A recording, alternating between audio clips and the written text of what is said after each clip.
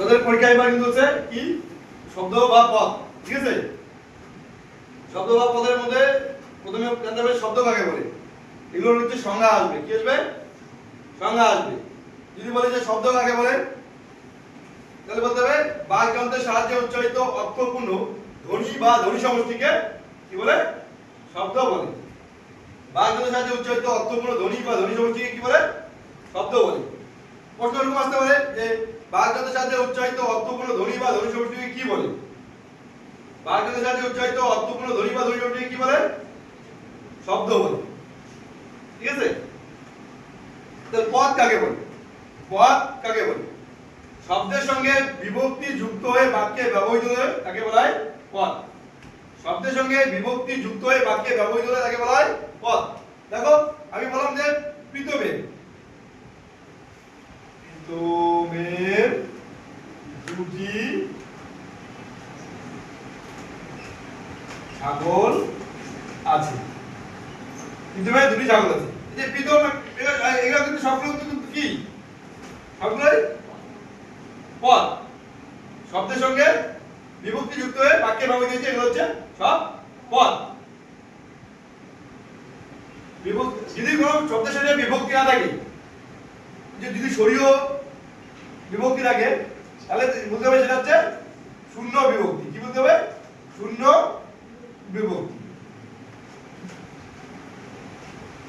যদি এর কোনো হচ্ছে ছাগল, ছাগল আছে না? ছাগল, ছাগল মানে কি? বিশেষ পদ না? এটা ছাগল একটা নাম। কি প্রকার বিশেষ হয় ছাগল? ছাগল হচ্ছে কি প্রকার? এটা হচ্ছে শ্রেণী, ছাগলের শ্রেণী, তাই না? এই শ্রেণীবাচক বিশেষ হয়। তো এই ছাগলের দেখো, ছাগলের কি বিভক্তি আছে? নাই, কিন্তু এটা শূন্য বিভক্তি ধরতে হবে। সরিয়ে বিভক্তি আছে না? এই দেখো ছাগল, ছাগল ছা গ ল, ছাগল ল আছে না? সরিয়ে আসে কি না? আসে কি না? এটা হচ্ছে কি? হচ্ছে শূন্য বিভক্তি। বিভক্তি ছাড়া কি হচ্ছে? পদ হবে না। বিভক্তি ছাড়া কি হবে না? পদ হবে না। এই যে দেখো প্রীতম, প্রীতম কি? প্রীতম একটা নাম, তাই না? এটা হচ্ছে বিশেষ পদ, এটা একটা বিশেষ পদ। এই যে প্রীতম, প্রীতম আসলে কি আছে? এর আছে না? প্রীতমের, তাই না? এই যে এটাতে এর বিভক্তি। তাহলে আমরা পদ কাকে বলে জানলাম? শব্দের সঙ্গে বিভক্তি যুক্ত হয়ে, শব্দের সঙ্গে বিভক্তি যুক্ত হয়ে বাক্যে ব্যবহৃত হলে তাকে বলা হয় পদ। শব্দের সঙ্গে বিভক্তি যুক্ত হয়ে বাক্যে ব্যবহৃত হলে তাকে বলা হয় পদ। ঠিক আছে? এই পদ কয় প্রকার? পদকে প্রধানত দুই ভাগে ভাগ করা যায়। পদকে প্রধানত কয় ভাগে ভাগ করা যায়? দুই ভাগে। কি ভাগ? কি কি? নামপদ আর হচ্ছে ক্রিয়াপদ। নামপদ আর হচ্ছে ক্রিয়াপদ। তাহলে পদকে কয় ভাগে ভাগ করা যায়? বা পদ কয় প্রকার? দুই প্রকার, নামপদ আর হচ্ছে ক্রিয়াপদ। নামপদের আবার চারটি ভাগ। নামপদের আবার কয়টি ভাগ? চারটি ভাগ। বিশেষ্য, বিশেষণ, সর্বনাম আর হচ্ছে অব্যয়। বিশেষ্য, বিশেষণ, সর্বনাম, অব্যয়। অনেকে আবার বলে পদ কয় প্রকার? পদ পাঁচ প্রকার বলে। বিশেষ্য, বিশেষণ, সর্বনাম, অব্যয় আর হচ্ছে ক্রিয়া। বিশেষ্য, বিশেষণ, সর্বনাম, অব্যয় আর ক্রিয়া। তাহলে এইভাবে পদকে দুটো ভাগে ভাগ করে নিলাম। এটা হচ্ছে ক্রিয়াপদ আর হচ্ছে নামপদ। নামপদের আবার কয়টি ভাগ? চারটি ভাগ। বিশেষ্য, বিশেষণ, সর্বনাম, অব্যয়। এই সবগুলো তোমাকে পড়তে হবে। ঠিক আছে? যেহেতু তোমাদের সব প্রশ্ন কি হবে? এক নম্বরে আসবে। তো এরকম অনেক সময় কি দেওয়া থাকবে? একটা বাক্য দেওয়া থাকবে, বাক্যের নিচে দাগ দেওয়া থাকবে। লেখা থাকতে পারে এটা কোন প্রকার বিশেষ্য, বা লেখা থাকতে পারে এটা কোন প্রকার অব্যয়, বা লেখা থাকতে পারে এটা কোন প্রকার সর্বনাম। সেজন্য এগুলো সবগুলোর কি হচ্ছে? শ্রেণী বিভাগ সম্বন্ধে জানতে হবে। বিশেষ্য পদগুলোকে কয় ভাগে ভাগ করা যায়, বিশেষ্য পদগুলোকে কয় ভাগে ভাগ করা যায়, তার উদাহরণ জানতে হবে। সর্বনাম পদগুলোকে কয় ভাগে ভাগ করা যায়, তার উদাহরণ জানতে হবে। অব্যয় পদকে কয় ভাগে ভাগ করা যায়, তার উদাহরণ সম্বন্ধে জানতে হবে। বুঝতে পারলা? দিতেই পারে যে বললো যে শিক্ষক ছাত্রদের ব্যাকরণ পড়াচ্ছে। এই যে মনে কর শিক্ষকের নিচে দাগ দিল। হ্যাঁ, বলে যে শিক্ষক কোন প্রকার বিশেষ্য পদ। হ্যাঁ, তোকে মনে কর অপশন দিয়ে দিল। মনে কর যে বললো যে ব্যক্তিবাচক না প্রাণীবাচক না শ্রেণীবাচক না জাতিবাচক। ওখানে বস্তুবাচক করতে হবে।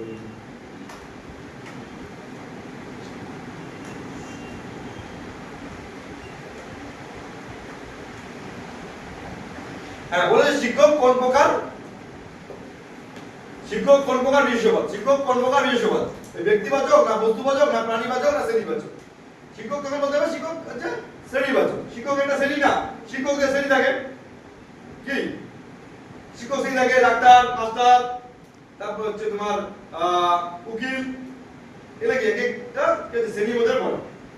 শ্রেণীবাচক বিশেষ্য, তখন তোমাকে লিখতে হবে যে শ্রেণীবাচক বিশেষ্য। এরকম বিশেষ্য পদের ওই বাক্যতে দেওয়া হবে, বাক্যতে রাখতে হবে যে কোন প্রকার বিশেষ্য নির্ণয় করো, ঠিক আছে? বা এইভাবে দিতে পারে যে ভাববাচক বিশেষ্য কাকে বলে, উদাহরণ দাও। ভাববাচক বিশেষ্য কাকে বলে, উদাহরণ দাও, ঠিক আছে? যেভাবে আসুক ওইভাবে করতে হবে। তাহলে বুঝতে পারি যে পদ, হ্যাঁ, পদ হচ্ছে দুই প্রকার, ক্রিয়াপদ আছে নামপদ। নামপদের চারটি ভাগ, বিশেষ্য, বিশেষণ, সর্বনাম আর হচ্ছে অব্যয়। তাহলে আজকে বিশেষণ সম্বন্ধে পড়বো, ঠিক আছে? এরপরের দিন বিশেষ্য সম্বন্ধে পড়বো। আজকে আমরা কি পড়বো? বিশেষ্য পদ সম্বন্ধে পড়বো। এরপরের দিন আমরা হচ্ছে এই তিনটা পড়বো, তারপরের দিন হচ্ছে শুধু ক্রিয়াপদ। ক্রিয়াপদটা অনেক পড়বো, ঠিক আছে? তো এই যে বিশেষ্য পদ, বিশেষ্য পদগুলো কয় ভাগে ভাগ করা যায়? বিশেষ্য পদকে চার ভাগে ভাগ করা যায়। বিশেষ্য পদকে কয় ভাগে ভাগ করা যায়? চার ভাগে। কি কি? সংজ্ঞাবাচক বিশেষ্য, সাধারণ বিশেষ্য, ভাববাচক বিশেষ্য আর হচ্ছে ক্রিয়াবাচক বিশেষ্য। কয় ভাগে ভাগ করা যায়? কি কি? সংজ্ঞাবাচক, সাধারণবাচক বিশেষ্য, ভাববাচক বিশেষ্য আর হচ্ছে ক্রিয়াবাচক বিশেষ্য। সংজ্ঞাবাচক বিশেষ্য কাকে বলে? সংজ্ঞাবাচক বিশেষ্য কাকে বলে? সংজ্ঞাবাচক বিশেষ্য কাকে বলে? যে বিশেষ্য পদের দ্বারা কোন সুনির্দিষ্ট ব্যক্তি, বস্তু, স্থান, তারপরে তোমার মন্দির, মসজিদ, গির্জার নাম বোঝাবে সুনির্দিষ্টভাবে। কিভাবে? সুনির্দিষ্টভাবে নাম বোঝাবে, তাকে বলা হয় কি? সংজ্ঞাবাচক বিশেষ্য। তাকে বলা হয় কি? সংজ্ঞাবাচক বিশেষ্য।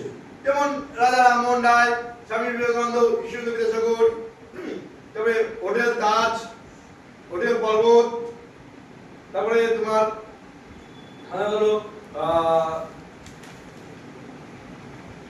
বিবেকানন্দ বিদ্যা মন্দির, বা বলো যে গার্লস হাই স্কুল, বা মাথাভাঙা, কুচবিহার, দার্জিলিং, জলপাইগুড়ি। এই নির্দিষ্টভাবে নাম বোঝালে সেটা কি হবে? সংজ্ঞাবাচক বিশেষ্য হবে। বুঝতে পারলি? আর সাধারণ বিশেষ্য, সাধারণ বিশেষ্য যে বিশেষ্য পদের দ্বারা ব্যক্তি, বস্তু, স্থান, তারপরে হচ্ছে অফিস, আদালত, এগুলো সাধারণ নাম বোঝাবে, সেগুলোকে বলা হয় সাধারণ বিশেষ্য পদ। যে বিশেষ্য পদের দ্বারা কোনো ব্যক্তি, বস্তু, স্থান, বিষয় এর সাধারণ কোনো নাম বোঝাবে, তাকে বলা হয় কি? সাধারণ বিশেষ্য পদ। বুঝতে পারলি? এটা হচ্ছে সুনির্দিষ্টভাবে বোঝাবে। সুনির্দিষ্টভাবে বোঝালে হচ্ছে সংজ্ঞাবাচক বিশেষ্য, আর সাধারণভাবে বোঝালে সাধারণ বিশেষ্য। কোন সাধারণ ব্যাপার, হ্যাঁ? এই যে মনে কর বললাম যে আমি প্রতিদিন স্কুলে যাই, এই যে স্কুলে হচ্ছে সাধারণ বিশেষ্য। হ্যাঁ, আমি বললাম যে সে বিবেকানন্দ বিদ্যা মন্দিরে পড়াশোনা করে। কোথায় পড়াশোনা করে? বিবেকানন্দ বিদ্যা মন্দির। এটা নির্দিষ্ট করে বোঝাচ্ছে কিনা? নির্দিষ্ট করে বোঝালে কি হয়? সংজ্ঞাবাচক বিশেষ্য। এই সাধারণ বিশেষ্যগুলোর আবার ভাগ আছে: ব্যক্তি, বস্তু, প্রাণীবাচক, শ্রেণীবাচক, জাতিবাচক, সংখ্যাবাচক, অবস্থানবাচক আছে, সমষ্টিবাচক। কয় প্রকার আছে বলতো? কয় প্রকার আছে? 8 প্রকার। তাহলে সাধারণ বিশেষ্য পদগুলো কয় ভাগে ভাগ করা যায়? কয় ভাগে? 8 ভাগে। প্রথমে কি আছে? ব্যক্তিবাচক, মানে যে বিশেষণ পদের দ্বারা সাধারণভাবে কোনো ব্যক্তির নাম বোঝাবে। যে বিশেষণ পদের দ্বারা সাধারণভাবে কোনো ব্যক্তির নাম বোঝাবে সেটাকে বলা হয় ব্যক্তিবাচক বিশেষ্য। যেমন হচ্ছে মল্লিকা, তারপর হচ্ছে বৃষ্টি, তারপর হচ্ছে তোমার রাহুল, শ্যামল, কমল, অমল, ঠিক আছে? এগুলো হচ্ছে ব্যক্তিবাচক বিশেষ্য। হ্যাঁ, বস্তুবাচক বিশেষ্য যে বিশেষ্য পদের দ্বারা কোনো বস্তুর নাম বোঝাবে। যে বিশেষ্য পদের দ্বারা কোনো বস্তুর নাম বোঝাবে সেটা হচ্ছে সাধারণভাবে কোনো বস্তুর নাম বোঝাবে, সেটা হচ্ছে বস্তুবাচক বিশেষ্য। যেমন কাপ, প্লেট, ব্যাগ, বই, খাতা, বালি, সিমেন্ট, ইট, এগুলো হচ্ছে কি? বস্তুবাচক বিশেষ্য। প্রাণীবাচক যে বিশেষ্য পদ বা নাম বলে দ্বারা যদি কোনো প্রাণীর নাম বোঝাবে, যে বিশেষ্য পদ দ্বারা কোনো প্রাণীর নাম বোঝাবে তাকে বলা হয় কি প্রাণীবাচক বিশেষ্য। যেমন কি প্রাণীর নাম হাতি, ঘোড়া, তাই না? তারপরে হচ্ছে তোমার ছাগল, গরু, এগুলো হচ্ছে প্রাণীবাচক বিশেষ্য। শ্রেণীবাচক যে বিশেষণ পদের দ্বারা কোনো ব্যক্তি, বস্তু বা কোনো বিষয়কে, যে বিশেষ্য পদের দ্বারা কোনো ব্যক্তি, বস্তু বা কোনো বিষয়কে এককভাবে না বুঝিয়ে তার শ্রেণীকে বোঝায়, তার সম্পূর্ণ শ্রেণীকে বোঝায়, তাকে বলা হয় শ্রেণীবাচক বিশেষ্য। যেমন মনে করো শিক্ষক, শিক্ষক একটা শ্রেণীর মধ্যে পড়ে, ডাক্তার একটা শ্রেণীর মধ্যে, মানে একটা পেশা, অনেকে অনেক পেশা পায় না, অনেকে অনেক পেশা শিখতে থাকে, কেউ হচ্ছে ডাক্তার, কেউ হচ্ছে শিক্ষক, কেউ হচ্ছে তোমার কৃষক, কেউ হচ্ছে ড্রাইভার, তাই না? তো এই যে এগুলা হচ্ছে আলাদা আলাদা শ্রেণীতে বলতে পারে, ড্রাইভারের শ্রেণী আলাদা, কৃষকের শ্রেণী আলাদা, মাস্টারের শ্রেণী আলাদা। এগুলো হচ্ছে শ্রেণীবাচক, এই ড্রাইভার, কৃষক, তারপর হচ্ছে তোমার শিক্ষক, নার্স, এগুলো হচ্ছে শ্রেণীবাচক বিশেষ্য। এগুলো হচ্ছে শ্রেণীবাচক বিশেষ্য। জাতি, জাতিবাচক বিশেষ্য কাকে বলে?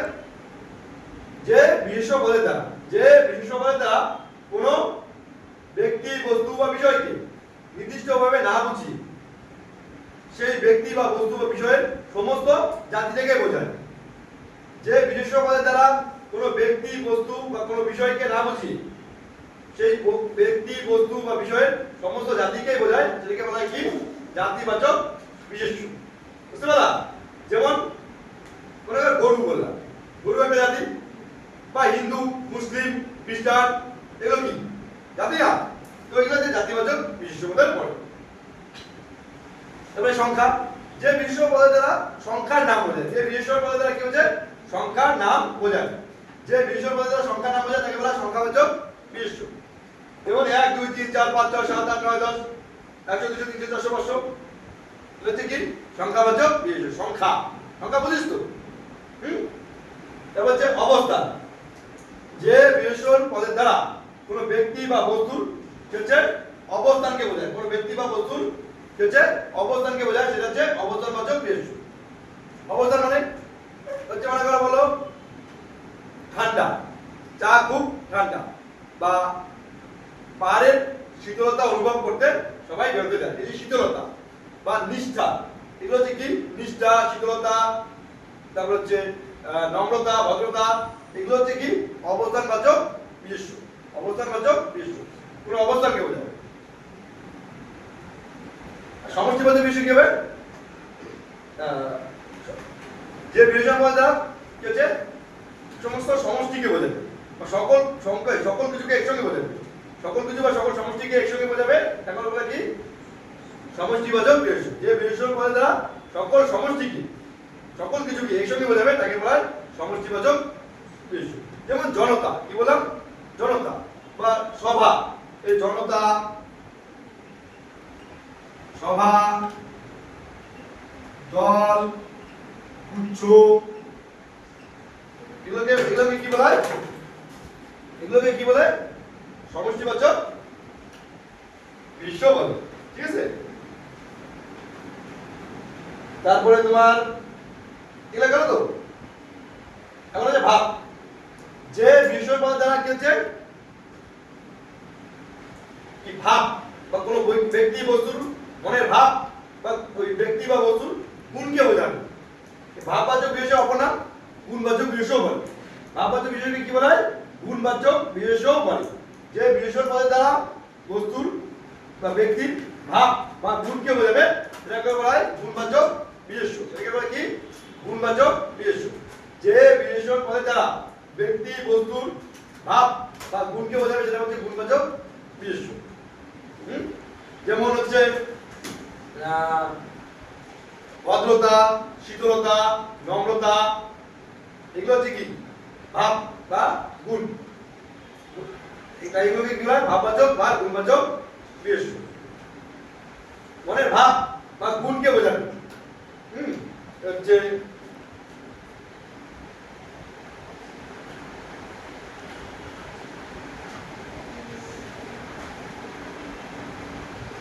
সীমার, নম্রতা, আমার মনকে জয় করে নিয়েছি। কেমন? এই নম্রতা, তাই না? নম্রতাকে নম্রতা কে বলা হয়? কি গুণ? সীমার গুণ কি? নম্রতা। এটাকে বলা হচ্ছে কি গুণবাচক বা ভাববাচক বিশেষ্য। বুঝতে পারলি? তারপরে হচ্ছে ক্রিয়াবাচক বিশেষ্য। ক্রিয়াপদ কাজ দ্বারা বলে, ওই কাজের নাম বলে কি হয়? ক্রিয়াবাচক বিশেষ্য। যে বিশেষণ পদের দ্বারা কোনো ক্রিয়ার নাম বলে, কোনো ক্রিয়ার কাজের নাম, অর্থাৎ যে বিশেষণ পদের দ্বারা কোনো কাজের নাম বলে তাকে বলা হচ্ছে ক্রিয়াবাচক বিশেষ্য। যেমন যে ভ্রমণ, কি বলে? ভ্রমণ। তারপরে শয়ন, ভ্রমণ, শয়ন। তারপরে হচ্ছে তোমার লেখন।